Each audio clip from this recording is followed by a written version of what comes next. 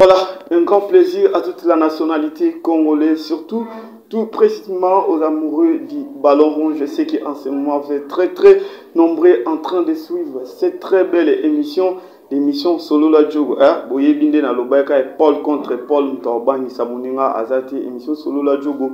Et il y a des sous pesa maloba na ba joueur, na ba coach, na ba manager, pourquoi pas, na ba président, il y a ba équipe. À la présentation, comme vous le savez, chaque fois, je sais que déjà vous êtes vacciné de moi. Je suis comme ça, dilemme, mon pandi sango. Autrement dit, Mystère Karatolika. Mystère Karatolika, parce que Bafinga, Batonga, Kakipaka, Kokolo. Un grand merci surtout premièrement à l'équipe technique à qui nous sommes en train de travailler ensemble avec et derrière la caméra. Je vais voir comme ça Merveille Katumba, Platine News en train de manipuler plusieurs caméras en train de l'orner. Katumba nazo sentir déjà ba image na banda réseau comme Mabatu Bazar au CPLA. Il est assisté comme ça par RG Kila, autrement dit le Tintin, l'homme des vidéos star. Et mes petits spectateurs, je sais que Boyebi Negeto Yambela Kabino na émission où ba joueur, ba manager, na ba président. Lelo, vous allez sous faire au CPLA parce que vous avez décidé to Yambeli Bino mutumoko o peut-être pour bandai komituna akenda wapi azalaka wapi mais asala bino plaisir ya kosakanati asala bino plaisir ya kosakanati ndenge na luba nyonso bobenga batu nyonso bazala libanda bakota na bandako sinon bakokate ba bon moment surtout papa na moni déjà komola la mwa mkimkiye alingaki ndembo makasi mama Zulei mai acha makolo na kata mai sinote pongi ekokangai lelo invité na biso azali mutonga na yebi bien bien, mais ils allaient bien à se présenter. Quant à moi, il s'appelle comme ça Trésor Ndayambangi. Il place au Kamwe. Il y a un mouton à qui la biso mouton wapi. Un jeune boy vraiment boyo kende wapi. Jeune azali kaka. Et vous allez bien Trésor Ndayambangi. Il est à la caméra à se présenter et pas à téléspectateurs. Bonjour Ndeko. Ouais, bonjour papa. Djogo, caméra Izana Otalao se présenter pas bateau bazo landa biso na ngonga oyo. Ouais, merci vraiment l'invitation à Bino. Nous allons profiter pour la paix Sambote et la bâtonneuse surtout à la Bisso. Plaisir à toi pour rencontrer les sous Bandigo Yanga, la face la Bino. Et puis que Boloze la Basole Béto Sola. La émission sur la Diogo. Mystique. Makambo. Au solo liba solo liba. Ouais, moi présentation na moi mukuse pour na bato. Ouais, les angles ya Bino trésor na yambani. Et puis que Bélé Babitu na basona zawa pisona kindawa. Ngayo en personne, Nazali, Makambo toujours, Ngayo, Nazali. Ok, trésor Ndayambangi, avato ko motali susu na mozindo, bato ebele lelo ba mituna ka ba question ebele trésor Ndayambangi, ozalaki mwana ya Ndayambangi oto yebaki mbangi mo abeta ballon, oza mwana na ye, boza bandeko to ndenge. Bon, en fait eza boy, eza na de Ndaye. Ndaye mo abeta na Sangabalende. Moko pa beta na fait club ya awa donc on beta na sangaba ni da muteba wande père na biso donc oyo siko ya chanef bi na kan wa asko papa kulutu donc boza vraiment famille la famille o chaka nef bi na léopard wana papa kulutu oyo betaka na vito yopo betaka wana ndaza papa oyo aboti yo eza bo o beta na vita eza o wana acha nef bi na kan papa kulutu wa papa kulutu oyo aboti nga siko eza oyo beta na sangaba lende wa azaki pe ancien Simba c'est wana eza Simba pas beta na Simba donc mais la mono ndenge don eza vraiment ballon eza musala na bino eza eloko nga pe na comprendre te na kotami na se retrouver pena na zo beta eza eloko pena makila ya famille quoi ok Ndayambangi na yebi ke bato bazotala biso lelo bazoyeba lisusu Ndayambangi lelo ozalaka wapi Ndayambangi osalaka nini bon naza toujours na Congo naza mobeti ndembo na ofini toujours na obeta balle mais pour le moment naza na club moko te soki club emonani naza prêt pour na kosola na bango soki club emonani ozala prêt ya kosola na bango ça prouve que yo noza boye ozala na manager te yo moko nde osololaka na ba club oyo basolicitaka yo bon ba manager biso nde tosalaki ba manager balanda biso nayebi vie nanga grand frère nanga pena kati pena donc Didier Kanko yende vraiment na solane trop ba tout ba ebele ene na solana ye de on a bien appelé manager nanga famille nanga quoi mais pour le moment so il est besoin nanga to solana bango ngai na bango to soleli donc les za toujours ok to ya wana sima Ndayambangi oyo bozomona boye azali joueur o apesaki lisusu bilengi na bana ve ya oyo apesaki bilengi na ba Congolais boyebi ba série ya ba et team ba série ba guerrier donc ba série wana nda yambangi a évolué qui au sein ya la avec club o izali bomo Vita Club nda yambangi na moi mukuse to ko biye ba moi li solo arrivé na yo na avec club ezalaki ndenge nini o tena on a l'équipe nini pour se retrouver na avec club.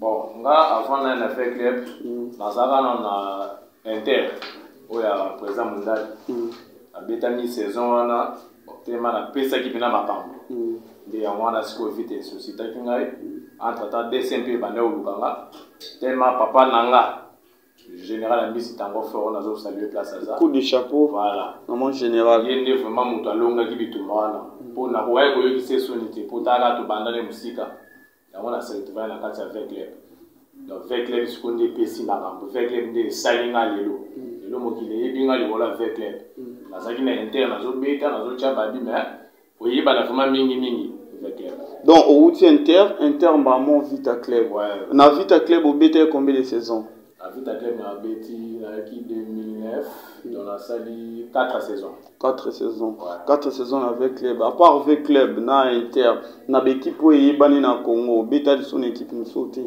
na beta sur na Sangabalende 2017-2018 beta sur na Renaissance du Congo bien que la Renaissance du Congo n'a jamais vraiment tenté vraiment match belé match remis après confinement il a bloqué ma solo n'a jamais vraiment tenté pour s'exprimer pour la mais n'a jamais na poste tant on a continué na bango mais ils a les solo wako continuer na bango ça prouve après ba confinement ba nini tant équipe ya kozongela liso entraînement ba contacta kiote po bozonga liso sonenge bozala ina évolution bon équipe yo kozongela ba entraînement commeaki na mo ba problème belé la administration faut par exemple il faut ça là il faut ça bon yoga équipe ceux qui va m'embêter belé faut na ko benda la poser la ceux qui m'a vendu bien des autos les balles ni photo sur là mais pour le moment ba contacter ça hein et bien noter sur regarder si vous s'entraîner individuel tonde voilà bila musala biso donc ça rotoka ko kima na travail presque chaque jour mais bato belé bakanisi yo tika bale parce que les Congolais on a du mal tout ça na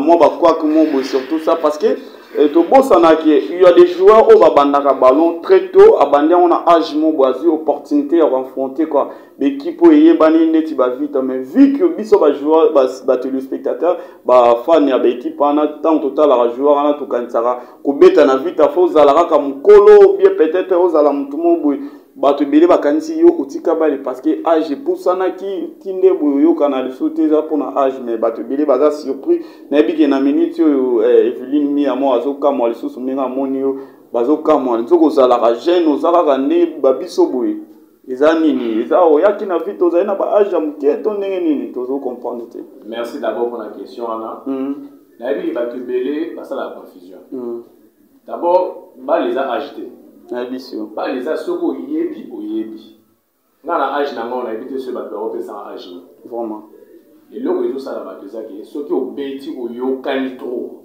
ba omono mamo mukolo so talibela ba clé ba miki oyo eza bato baza le plus âgé que biso tellement bango ba tchaka bango kate ba yebani mingi te moye batala mamna bango ezate biso bango so to sali effort ceux qui n'ont pas été d'abord effort pour la famille, pour la vie, en plus pour la clé, pour la zobeta et puis pour la Congo. Vraiment. Donc, nous avons banalité pour voir l'âge là. Donc, nous avons temps et belé à pobeta là. Très bien. On va quand ça dit là ya kola, là so indemnité. Ils a peut-être koyo kanamini. Dès oyo ba tozo boulé que non là ya kola. Na sala 6 mois na muki.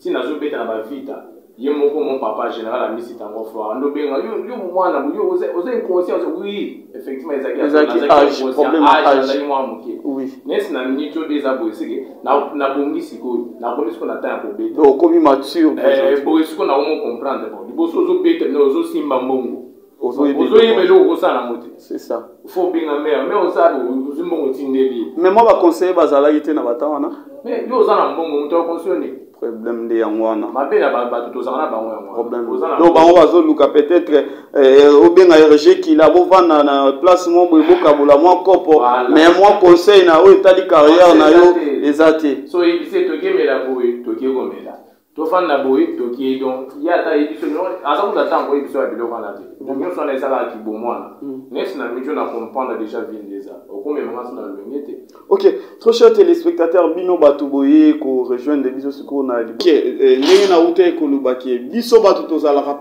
biso batu za moi temps ya kozala pembe na ba joueur pour na évolution na bango tozala kaka wana te pour na kolia mbongo ya ba joueur oyo bazofuta bango mais tozala ka lisusu wana pour na moi ba conseil et ko sala bien pour na carrière ya ba joueur na biso parce que les lots olia moi 50 francs olia moi 100 francs parce que les joueurs azoko évoluer ceux qui les lots joueurs ana azoko évoluer tu vas remarquer que mutu moko te akozala pembeni na ye voilà ndenge jogo azo solo tozana ye na temps wana azalaki na problème ya âge mais azwaki chance ya robeta na avec le parce que ballon ezalaki déjà au pied mais bateau bazalaki pembeni na ye moi conseil etikala kopesa mata mukolo moko te ke omoni ero to komi yo faut kendoke lala parce que lobi oza na match omoni ero to komi faut kendoke sans entraînement mais bango ka bazaka juste na besoin na bakende kuna na Lubumbashi na couloir Lubumbashi bakelia poulet mayo bakende kuna na ni na bakelia soki pilipili à 3000 soki na rappela donc eza bien te tant toza pembe na mutu to luka ko soutenir ye na carrière na ye pour kende liboso. Exemple yango déjà si bozo mona Diogo azana trop jeune mais il y a des personnes au bakabano kanisa ke Diogo azala kalisu te Diogo akinda wapi Diogo atika bali entre temps na âge na ye boy kotika bali peut-être na souhaité te cause à choc mo boy me descend lobby atika mais à ce qui concerne âge aza vraiment na âge ebele ya kobeta bali Diogo tozonga lisusu na moi lisolo vu que oyaki wana na vita moi maturité ezala y passer ba difficulté ni nokutana na ona vita tango yesika. Bon, difficulté comme telle les agité. Na intérêt qui peut groupe facilement pour nazaki na chaleur moko boy. Donc vita ezala équipe moko boy eza miroir ya Congo. Et bazo pointer yo c'est que ba moni déjà que zo mérité. Donc na yaki na mu pepe moko boy. Bon, na kota ki ba ancien bazaki wana na kota ki ba lofo bongeli. Nakutaki ba Tishiki Ntela, nakutaki ba Guerrier, ba Sozaïs, bon nakutaki ba joueur belé. Bon, et na comprendre que non, makambo eza c'est qu'il faut na pesa. Alors ba que non so kuti, ba to bazo beta vraiment na ba bina likolo moko. Donc so kuti ba baza na se ozana se. So kuti ba likolo yo pe komati ça. Nakutaki vite vraiment au top. Donc on na lande na rythme na za na difficulté te. Onga na mesana na ba facilement. Difficulté il faut les attendre tous ceux qui n'ont pas comprendre la bateau à l'est mais manga za muto bateau wana pe oyena ba kisi na opona kochaka ba coup de tête makasi parce que baloba po beta na vite foza na kisi mais faut na ndimo na ina ba kisi po na ina ba entraînement makasi kisi ya ba les entraînements otiko lo babo kisi ya ba les entraînements mais balobi so oyena ba vite ba imana fo opesa o solo la ba solo la yo so que solo lité moi pe ba solo la yo ezala te kasi o balobi na faut ba ya na preuve. Donc, il faut la preuve la kiss non la kiss parce que la kiss n'a rien moi donc pour na yo kiss a les entraînements na on peut mettre sur na bandé bien que na botamine na kati ya famille à balle donc père na biso joueur parce qu'on a mona que le kiss pas donc na za makila à balle donc na kiss au moins le bas ezala appui à clair ngai na bi no musala nga déjà bon fona ina musala après na sa musala pour na libanda pe to beta na libanda to beta la sélection to beta ka les amis qui ont autour bêta enfin na autour bêta na équipe nationale ça les internationaux après c'est bon surtout moi déplace là jeune qui moi qui va tichi va tourner va disommer va aussi Lukaka doser belé on peut ba kolika voilà donc to bêta na biso ndenge to tchaka ba bi na Martin ndenge to tchaka pe kuna ndenge to rata na Martin ndenge to rata kuna na zo ba voilà kisi. OK.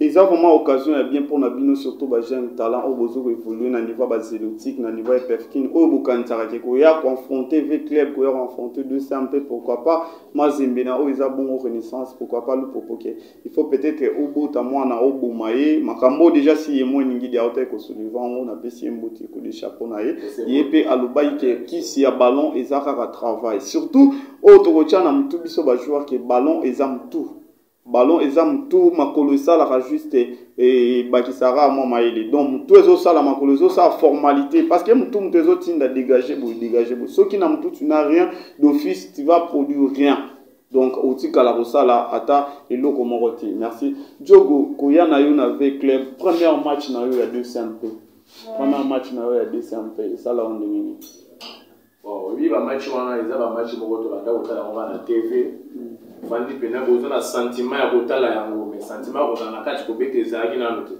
mais première fois na yo ka pena ke to beta en DCMP na le bel voilà ceux qui lelo mo ki faut yeba ke na beta ba ezande ba match ko donc na lata pena esprit ya kibongo to na longo l'esprit ya libanda na tiesko esprit ya terrain vraiment bon vraiment so na moni ke match o eza match ya makasi en tout cas na ça blavité au moins na pena concentration na à partir à l'entraînement au moins na ça l'entraînement donc match on a en tout cas na biso na yaki na niveau moko on a habité même yemo entraîneur à comprendre que les témoins nous font un petit match pour comprendre l'esprit positif. Ça le sous yoto côté on a taillé ça du bande on a dans le côté. Voilà ce qu'on a remonté la rama. Musala donc bah imagine les bazar na linga ba mingi na pesa on bote donc bah imagine tout na linga bino mingi. Bon to za to kolanda ba interview mususu za na ndeko moko auto sa témoignage na gloire paluku ye azalai kota imana zo kumisa imana boyo zo beta na terreau sentir azo finga yo mais na samte mazo ebake méchant vraiment so zongo boye mabe bolingwano zalaki nango trop na avec club elingai koloba ozalaki déjà vitakli bien ozalaki ka joueur o nde okobeta na club non so ba solliciter bon eza vraiment passe côté nanga ozala fanatique ya club moko eza ma passe pour ceux qui n'avaient pas fanatique ya c'est-à-dire ça sous joueur très capital pour joueur aza fanatique aza nga naza qui joue avec les nazo beta contre DCMP donc naza fanatique avec les naza joueur tout comme les na ko sélectionner na DCMP so na beta contre fait fona na ki sabon que non naza qui ya bino les naza na DCMP c'est non ça des boulot na vraiment donc là naza fanatique avec les naza des joueurs mais c'est na micho so babi que non la qui beta peut-être na kuya soit na beta na Rangers c'est que naza joueur à Rangers naza so servir naza fanatique de naza joueur tema vitane bi misinga ya on a lingaka bango na moma wana ti siko na lingaka bango pe bango pe pa lingaka na moni mabe ba salama te.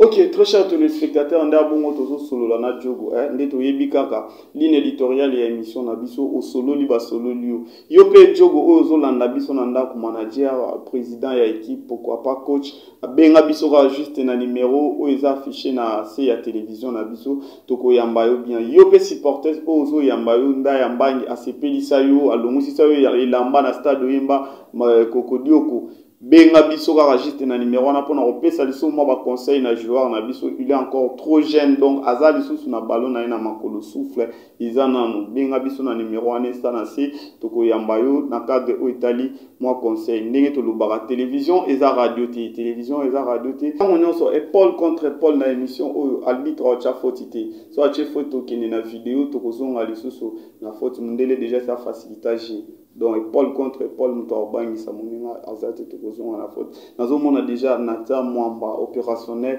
azotala ngai azoningisa mutu ndenge kaka tozosolola na jogo ba imanye moi auto témoigner na avec na supporter moi ya AS Club imanye na lobiye vraiment abando yoko kanda so amonyo vraiment boya abando yoko kanda ondire muto bando kana match ya imano soki ndenge nini donc na ebité match ya imano bandai ko préparer on ndenge mususu ya mazembe ndenge mususu ya lupopo ndenge mususu to ndenge nini bon na zo yoka ndi wala ngale ya tukolo awa na CP vraiment na ndenge alobi aza courageux aza mutu mo vérité pour alobi clair alobi asololi banda ko linga na jour un match contre bango a linga so parce que au sala mabe eza normal nga na banda ko milobela na ba match où ya makasi net ba derby voilà vraiment il faut na se faire aimer la batte pour grand joueur ba yeba na ba match à minene vraiment vous êtes là ba match à miki bon to bien match à miki te mais par rapport à niveau quoi vous êtes là ba match moi ba boy te c'est là match à minene pour yeba ki ndaya ya on moni to zaki aimer makasi avec pour so ba bi match eza match à mazembe c'est-à-dire ba supporter sa mazembe ba ngoni ba ko pesa biso intention match wana pour façon ba bando solisa yo façon ba ko tindika yo na ba travail ya on a linga ba supporter sa avec les makasi donc ba zo tindika yo ba tindika pe na o travail makasi pour o se pelisa bango donc esprit wana nde ba ndeko côté les biso pe na kati ya on a na o senga na linga pe ba supporter sa la DCMP ya ba renaissance façon ba ki belé ba zo kumisa c'est que ba zo tindika biso na esprit moko boy donc maman na zo mo les a sauté dans une bataille de ça pour nous. Bon, il y a juste des problèmes avec Covid-19, mais qu'elle a déjà... Avant contre Covid, mais dans mon niveau... Moi, bah, les sila yingala... C'est vraiment ambiance sur les ondes. Pour ceux qui ont la côté terrain, dans mon niveau, là-bas, la vie, avant, il y a ça à mouiller. en tout cas na yo ka passe na motema ba foti biye ba vandi na sa moyi il faut na ça les faut na se pesa bango bango ata ba opesa ka eloko te ngapi ata na pesa bango rien mais il faut aller na se pesa bango ba yo bazo na ya sengo ndako ya on moyi match de SMP na bandako ya na calcula que non les lots faut ba sentir que zanga match à mazé le popo de faut pas sentir que ngai ndi mutu na za terrain donc banda yo banda ba partir entraînement ti et on a na match donc ça esprit donc c'est leur esprit na ba match ni faut na ya vraiment casse faut na prouver outi koloba comportement ya ba supporters ande ba yemba ka bongo e motiva ka bino lisusu tango yo zo beta ba li bongo eloko nini oyo banda ko sala ke ceux qui va supporters ba sala on et sala bien te na mutema e bandi ko les autres donc e bebisi moral na yo. Bon, naza ba makambo miki oyo banda ko sa la mabe. Moni ertu ya obeta bali d'abord un exemple sala ya biso ya mwana. Pour la dignité des peuples la rôle on va pas parler des peuples qui font la député. Vraiment. Donc biso peut to za na ka terre to sa bulo na biso. Et abino bozo ya beaucoup de ces équipes na bino. Tant que biso to sa le bino musala beaucoup mais ça va biso beaucoup pesa biso force ya au CP Sabino. Donc moi ko finga, moi mabanga, moi masuba ya ngoni décourage la biso. Arbitre azamutu arbitre aposa les règles ceux qui déjà bon bête soit arbitre mabanga bo bambe mabanga bo bambe masuba bo risquer bo bête c'est ce match ngana posa na za concentrer na bingani na za bo avant match c'est la fin na chaka mais ce que yo bali la bo bête c'est vraiment te na bina ngape mwana chango ezate arbitre parce que kata match to point na forfait mais on que na bongise na makambo lilo nga fona chata de po eza so na concentrer à passer en match on va faire attendre non c'est sur la tête c'est ata mo faut quoi parce que moi ko finga na ba des autres ba mabanga ko bebisa ko finga wande sala biso mabe mais ko yimba wana na ebisio ata na ebinzembo wana te nde makam na mona ngandi bazo bana bazo de ndanga bia rien na ebisio na mona nga so na raté machana ba ko bomanga na ebisio mais imagine toi aux ans grâce à terre bi so na raté macho ba ko bomanga c'est que au sale fort on so to raté te ya wana de force na.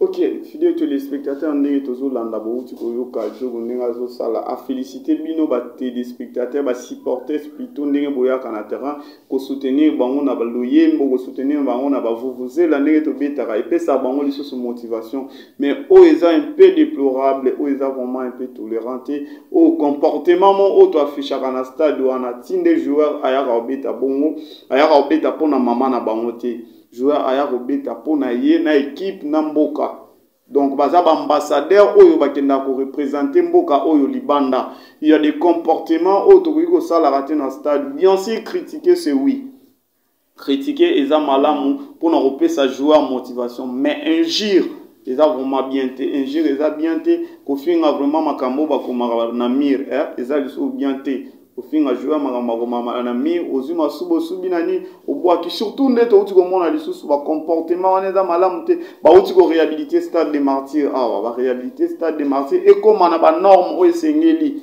les lopé équipe nationale et beta to organiser pe ba compétition ichanla ndeka ba musulman ba lobaka na ba nekoya les lots mon a supporter à tombo qui a bouki qui a bois qui na se ezal sou bien te to te ko mona ba match comme au beta manakin ko le kuna ba jouer ba comme na mo ba difficulté ba déplacement ba supporter ba comme na mo difficulté ba déplacement mais entre-temps so match ezana libulu place to yebi bisonyo so au mona ba équipe ba se sentir à l'aise ba yebi que eza pimeni ba comme avant ba qui na ba wese mais côté bozala qui ezal sou bien te donc ça va comportement mon il faut to mais quand même ko revoir en automicha vraiment na esika na biso tozala ba responsable ya makambo tozo ça lorsque tu vas quitter la maison pour aller dans stade des martyrs ou quitter la match au se sentir déjà que ça mon colo j'allais dire aux mon colo donc il faut tout se comporter na nenga bien et ça ba biloko oyo tokoki kolongola donc tozonga siko epande konde kondo za boye nanu ozo vraiment chance ya kolata maillot ya léopard na nzoto te.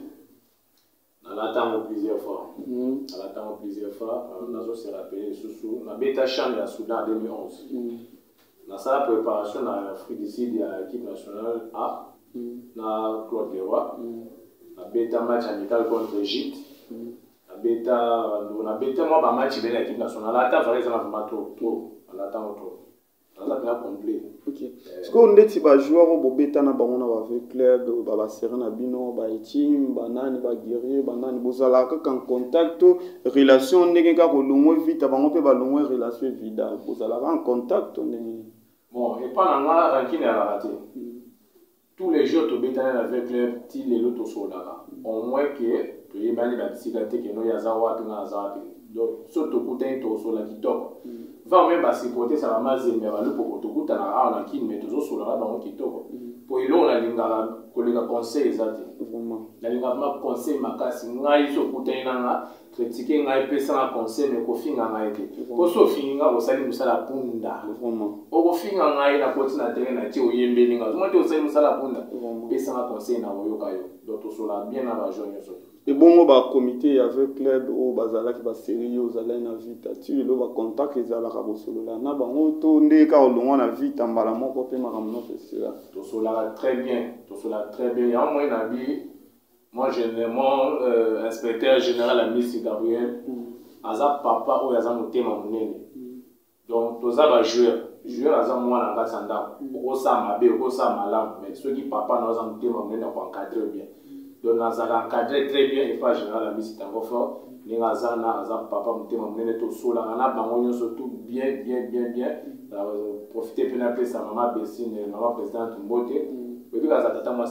Maman Bestine Kazaki, tata moi c'est Nabino. Papa Kazaki a son âme à Zako pour la biso. Ambo? Donc, Binoka la famille, Binoka Mamande moi. Zadio habite la vie. Kazadi. Papa les gars. Oh, mais, Ezadi Kamarokamo, avec la Natine. Comment famille nous Binono sera bête indembo, Binono sera bête indembo. Donc, Eza vraiment Makila, donc, Kazadi. Oyo ya Zadio o abeta na minute oyo abeta na peya ba Maghreb kuna aza oncle na yo mama papa leki na yo mama Betine Kazadi tata mwasi ola voilà donc balo vomeza makila on a solo la bana bango très bien ezala ba entraîner na zo profiter na pesa coach de Nyembote aza père oyo ayebi ko solo la ayi Mati s'équiper niveau vita la profiter pe na pesa coach Zico pese mbote pour moto sali ki fait que ba mona ngai wana vraiment donc coach Zico na pese mbote Raoul Shungu na pese mbote quand coach Mala pesa mbote pour ba mondi ba to ba pesi nga ba entraînement mon go senti pena bino niveau ce matière ba kemi singa makasi ti ba leopard mo bingisa nga isa à travers en tout cas na remercier ba coach surtout coach Futila ndi Futila na robo sanete. Ok, coach Landi Fouti, la passion moté pas Jogonayo, trésor et ma bêtise, les spectateurs, n'a vu que tout soufflé car moi, mon qui est à moi, va extraire joueur et ça réagit, moi, le mois zekete, moi, le mois zekete, n'est gara, le dit comme le baka, moi, le mois zekete, total en haut, après, tout cause on a plateau, poto chité, na émission Nabiso. Charlie Kanga, image.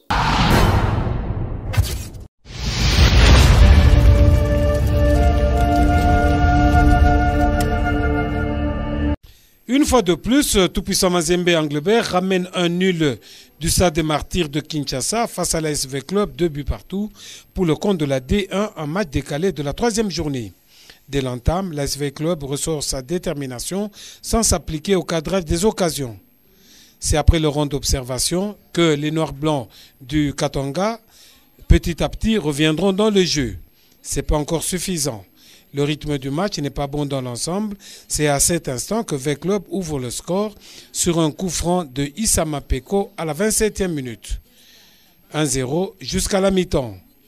Au retour des vestiaires, TP Mazembe Anglebert entre dans le match, mais V-Club profitera d'une lourdeur sur un ballon traînant dans la surface pour inscrire le 2e but par Trésor Ndayambangi.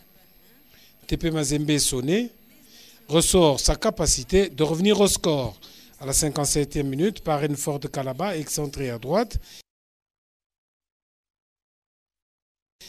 Et à la 75e minute, par Petit Jean Kassoussoula, sur coup franc consécutif à une faute dans la surface de réparation. Dès lors, tout-puissant Mazembe contrôle totalement les débats. Malheureusement, pour les multi-champions d'Afrique du Katanga, l'arbitre central les bloque jusqu'à annuler un 3e but de Given Singuluma. La tradition a été tout de même respectée, celle d'un match nul, cette fois avec la bénédiction de l'arbitre central.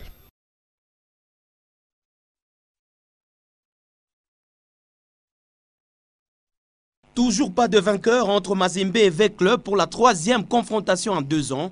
Cette fois, c'est une équipe de Mazembe diminuée avec 5 titulaires en moins.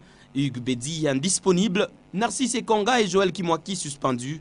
Miayo Kazembe blessé et Deo Kanda la sélection nationale espoir face à Vec Club décidé de conserver le sacre. Mazembe démarre pourtant bien, Kaluituka Dioko a la première balle de but, mais l'avant-centre des Corbeaux, pas dans son grand jour, sa frappe est simplement arrêtée par Nelson Lukong après seulement 5 minutes.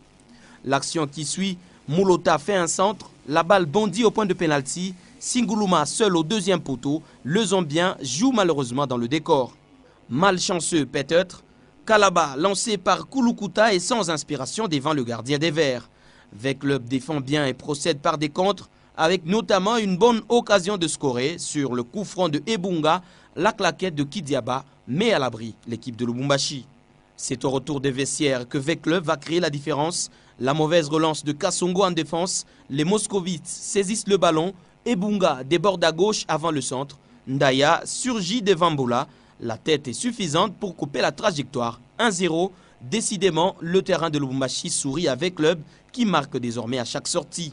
C'est Serge Lofo, remplaçant de Kassongo, qui détenait le secret du match. L'ancien capitaine des Dauphins Noirs, décalé à droite, réussit à trouver Kalaba à gauche. Le Zambien reprend instantanément le ballon. Mazembe égalise. Le tout-puissant Mazembe pourra regretter peut-être l'entrée tardive de Lofo, qui était à un doigt d'envoyer Nelson Lukong aux urgences. Sa frappe de plus de 30 mètres oblige le gardien camerounais de Vec Club à s'allonger pour sortir le ballon. Trop tard, le sifflet de l'arbitre zambien Kaoma retentit. C'est donc au match retour à Kinshasa que les deux équipes vont peut-être se départager.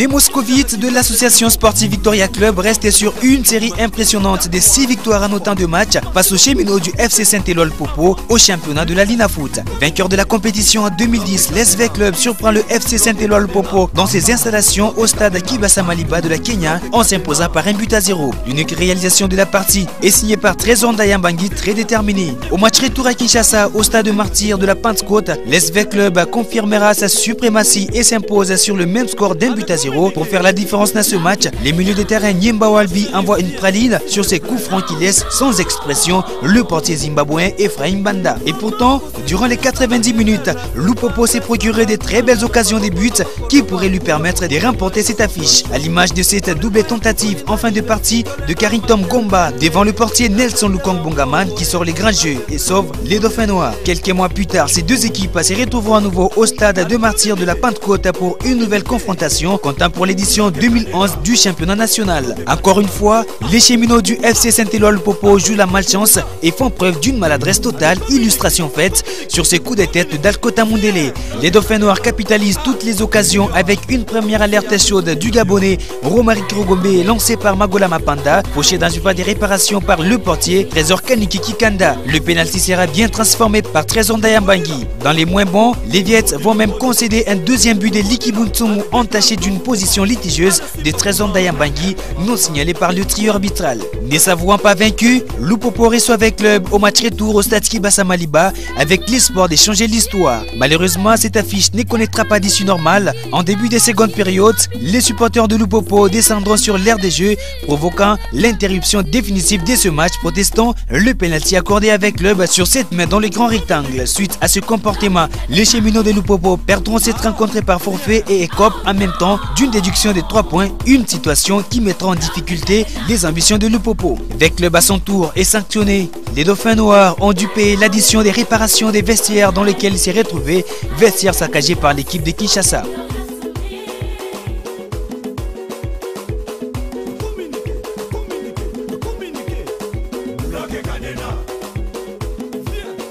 En 2012, le FC Saint-Éloi Popo a toujours du mal à titiller l'SV Club. Malgré l'arrivée du président Vic Bokasongo en lieu de place de Faustin Bokonda Balela, la désillusion sera d'autant plus grande pour les Viettes cueillis à froid dès la 10e minute avec un but incontestable de l'ailier gauche et Bonga Timbi Saoulé qui battait le portier Mike Kabea. Cette partie s'arrêtera à la 70e minute de jeu à cause des troubles causés par des supporters de Lupopo, ce qui permettra avec club de remporter une nouvelle fois ce match par forfait. En 2013 et 2015, ces deux équipes se séparent 2-2, 0-0 le dimanche 14 avril 2013 au stade Kibasa Maliba, malgré les incursions d'Etagi Agiti et Tekama. Somme toute, les statistiques sont éloquentes pour Vec Club qui devra de nouveau rencontrer Lupopo, mais cette fois-ci dans une super coupe qui sera amplement disputée.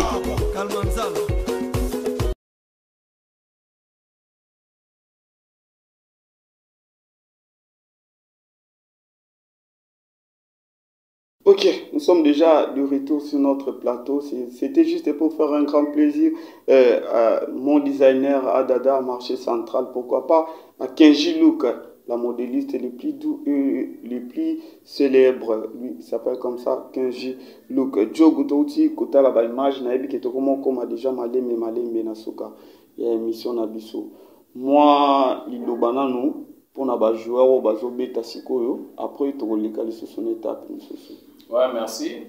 Nazo ngana profiter logo moko. Et logo oyo ça na bien timi na mona. Solo là, surtout nde wana nde yango tozana ngo bezo. Solo là nde wana. Nazo ngana posa fuma ba yeba valeur na biso ba jogo. Vraiment. Pour nazo mona ndire valeur na biso ba jogo izaka bien. Ceux qui osana kati ya terrain, osana mouvement, nde osana valeur. Ceux qui peut-être tika balé pour osana choc na kati ya terrain, valeur no esi, ça propreté.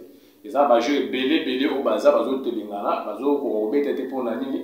On a poli, oh boy na boy, et pourtant azana nata ya kobeta bali. Pour na nini bazongo na ndinga azana kino akobeta soute akoka soute non. Ezana ba jeu o ba yebi na ballon ndenge ezalaka. O bazo ezo singa bazala wana pona kobeta. Pour ça ba victoire mususu ya pona biso mo ba joueur.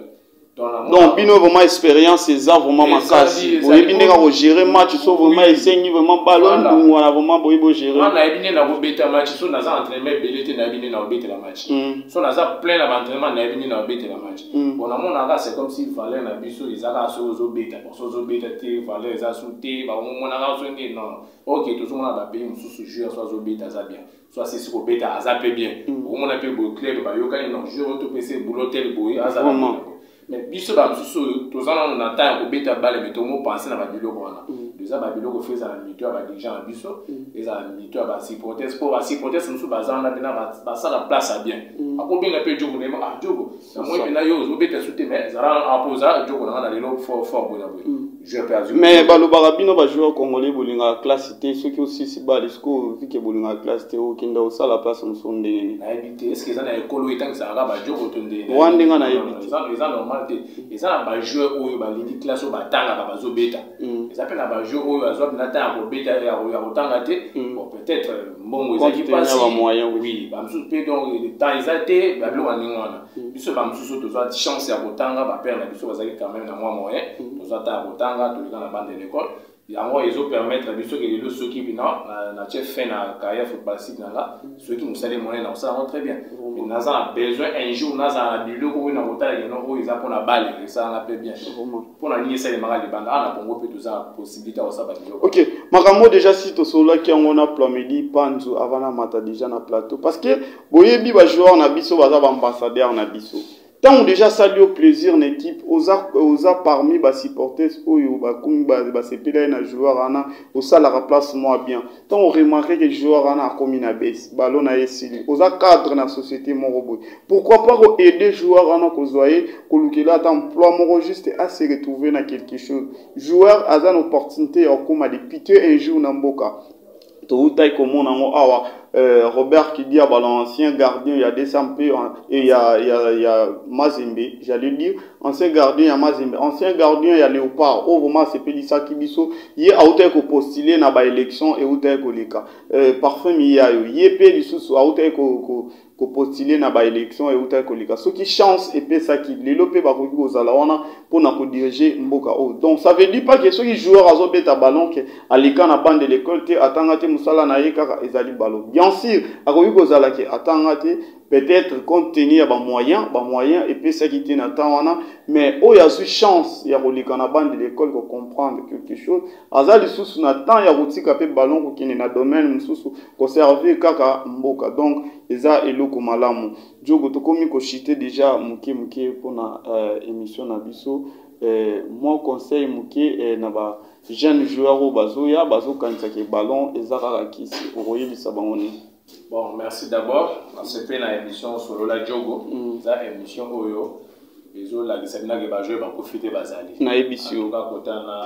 surtout bino baloba eloko moko babi ba musicien bayokanaka ba musicien bazozala immortaliser heure nyonso parce que balika na ba plateau ntango bazolika bazopesa bazwi na bango mais bino bajoueur le mal bino bolobaka te bino bovandaka na bino kaka boye bato mosusu bakokanisaka ondire okenda vanda soki na ngola okenda vanda na afrique du sud nzoka toza kaka na mboka papa fachi biso nyonso tozobaluka kaka na mabele bino mpe fo bolikaka kosololaka nde tozosolola boye ezosala so plaisir mpona bato bayebaka kaka bozali yango wana vraiment baémission boefo ezala ebele émission eza te kaka no fo babenga yo mpo oza en plein nation bien so ene te baémission yango eza vraiment bien nesi lelo boye bato bazwi chance ya kokutana so na ngai à travers émission oyo nayebi sepeli nango makasi donc football eza bon eza compliqué te mais biso moni bocomplikaka ngo vraiment nazopesa conseil na bajeune joueur biso nyonso tu toza bajeune nazobaskola bazwi na chance ya kokóma place bino bokomi te donc football d'abord eza discipline oza na respect envers bagrand oyo okuti wana mpo nga nayaka vite nakutaka balofo nakutaka bagrand bagladis bokisi baza baenene na biso tokuta respect ebele travail respecter baentraîneur respecter boulot na yo respecter fanatique oyo afingaka yo wana respecter kaka eloko moko te ochange donc kisi ebeta bale te entraînement na yo nde ekotinda coach atyo na terrain pour osala entraînement te kisi coach na terrain entraîneur nde coach na terrain pesa respect na bamikolo pesa respect na entraîneur pesa respect na mosala na yo yango wana nde kisi ya bale le travail ebele surtout repos babiloko ya ndenge wana donc nazomona conseil mosusu nakopesa te pour le reste bango mo bayebi déjà tant que ozala na terrain ozobeta seke oyebi le reste est appliqué kaka oyo football esengaka ok de l'avant. Moi quelques salutations na bato batali biso na bandako. Bon en fait nazo profiter na saluer ba footballeur nyonso surtout na ko ponate kaka no pona beta na vite na renaissance non la pesi mbote pe na ba fanatique toi de SMP renaissance Vert Club de Mazembe Sangabalende MK baki basé belé donc la pesi mbote na bato nyonso surtout na pesi mbote na groupe de soutien wa groupe na ngamo sala vraiment groupe pesa makambo de groupe de soutien na pesi mbote la pesi mbote na les internationaux mobimba voilà place na forme ya kapena donc to sera place pour nda liaka vraiment mboma bino na bino wana bena biso to sakana kati donc to sera soutien na biso ya nzoko monene na football à Congo président JP Onyenze ambo azawa na soutien ya Rangers non ya azawa manager ya biso nyonso to bajogo wana donc c'est que so yebete c'est que aux congolais vraiment yinde vraiment zo encadrer biso na makambo surtout place wana na édition ba compétition ya grave donc na pesi mbote na bato surtout bana na bango surtout on est là chez la pesi mbote na mutu surtout abinda ya mbangi boze belé tellement belé TV za ngomba bon merci. Ok, fidèles tous les spectateurs, Bongo ezalaki ndekonda ya mbangi trésor oboye baki attaquant puissant ya ASV Club alobi bien Diogo Asolola alobi na minute aza disponible, vous n'allez pas imaginer âge ezana no ndembo ezana makolo mutu nyonso oyo asepeli koluba mwa liloba pona ye ozala manager ozana benga juste na numéro oyo eza affiché wana biso tozali bapanzi sango totika ka numéro na biso bokoyi ko benga na temps nyonso to ko servir bino na oyo itali information ya ba joueur donc oyo liloba nyonso ko pesa pona joueur to ko benga ye to ko kutana baza bato tozo vanda na bango to ko soki yo po moni koza manager oza na besoin na ye benga biso na numéro eza affiché wana na se ya télévision na yo tokobenga ye tokosolola tokokutana na joueur bakobeta lisusu ballon ndenge bozalaki kolandela. Vous avez été très nombreux en train de suivre cette très belle émission Solola Diogo bomesana na on a vu déjà que bomesana na on nayebisaki bango bakomesana nango bomesana nango mpe yo moto outi kolanda biso émission ezolika bongo chaque dimanche à partir avant 2 heures juste rediffusion émission eza bongo chaque lundi à partir il y a 17 heures juste bongo kaka na chaîne kaka moko chaîne oyo eza na mopepe binomo bozomona kaka ezo solula chaîne oyo don nayebi ondimate Congo Star Télévision. Je veux dire un grand merci à toutes les personnes qui ont pris le temps, qui ont disposé leur temps de nous suivre 5 sur 5. Un grand merci Navato Balanda Rabiso Mimi, surtout à mon confrère, moi je l'appelle comme ça, mon aîné, il s'appelle comme ça, ma gloire Paluku Kinkala, na Congo Star Télévision. Lui vraiment, c'est un frère où vraiment tous travailler n'est trop. Pourquoi pas à mon information le plus frais. Lui il s'appelle comme ça, P. Miller Ilunga. na makambo itali babashi banini yende vraiment isika avandi bongo ma gloire, pourquoi pas à Kenji Luka, la modéliste le plus frais. Et pourquoi pas à toute l'équipe technique, oh parce que vraiment tant bâti mayeli pour le monde vraiment ba image des oya ezo kanga mananzilati parce que les a ba chaîne mususu ba sengi oh mais ba chili ba oh mais biso Congo Star to sengi fufu ba pesi fufu to sengi biloko ba pesi biloko bongo eza mayeli kaka ya technicité oh bazo en place, je vois comme ça Montréal et mon réalisateur le plus frais Bonzambe zanaye kanga ya bakanga nenga zo kanga madusu ba fuite ekotate na ebisaki o maramoto okende na oti côté au Zwakian. Na je vais profiter de dire un grand merci à mon DT dans ciel, mon DT dans ciel, pourquoi pas à Merveille Toto, la puissance mondiale ngana bengaka Toto et pourquoi pas à RG qui la Clarinatino, toute l'équipe technique, tous les journalistes, il y a Congo Star Télévision, Moussala Ezo Sala Mandenge Longabani. Je vais profiter de dire un grand merci à mon patron Gypsy Kedi depuis quelque part, pourquoi pas à Monsieur Divlan Chungu et Madame Sarah Molila. Au nom de la presse Ndengana Lobara, je vais dire la vérité, rien que la vérité. Tout fini mon touté, au tinda bison à prison. Sauf au tinda bison à prison, ils à Égypte, ils à prison à RDC. Merci et bye bye.